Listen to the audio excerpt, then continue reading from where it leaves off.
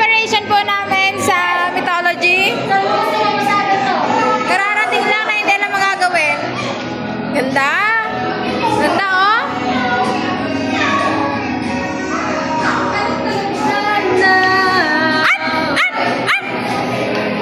Happy birthday!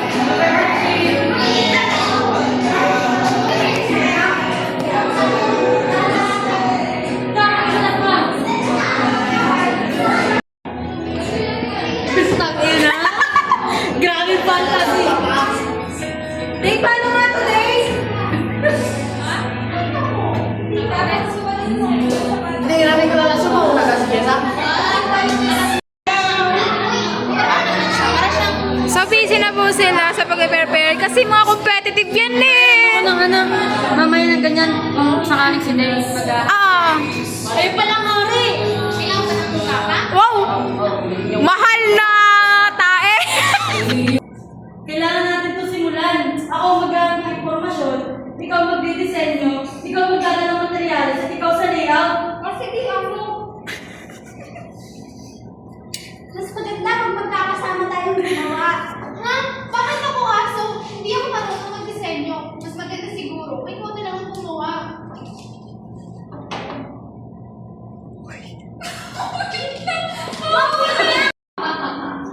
Ako, ang magre-reyna sa trono. Mamanahin ko lahat ng nilikha ni Bakala. Hindi tama yung kapatid. Dapat pantay tayo lahat. Ako rin ay anak ni Bakala. Kasi hindi niya siya ang kapatid. Tumigil ka sana. Hindi mo ba naiintindihan ang kapangyarihan? Hanan! Wala ka karapatan na saktan siya. Kung siya ka ng gusto mo, ako ang kalabanin mo.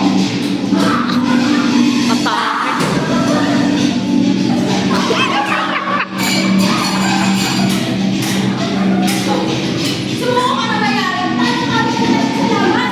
Hindi ako susukunan. Lalaki ka ba?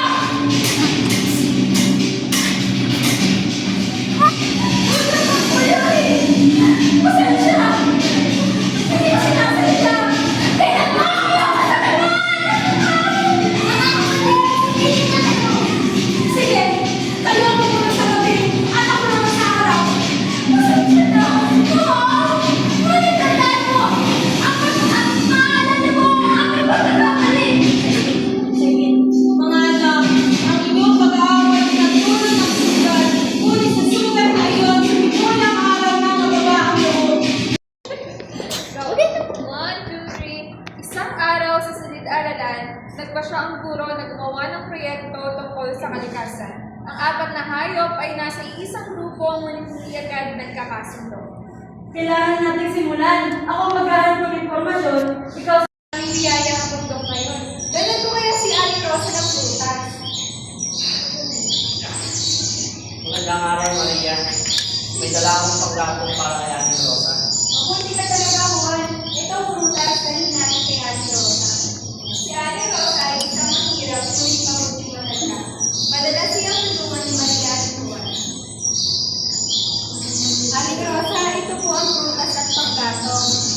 maraming salamat. May tayo may pagkain kami araw-araw. Walang anuman,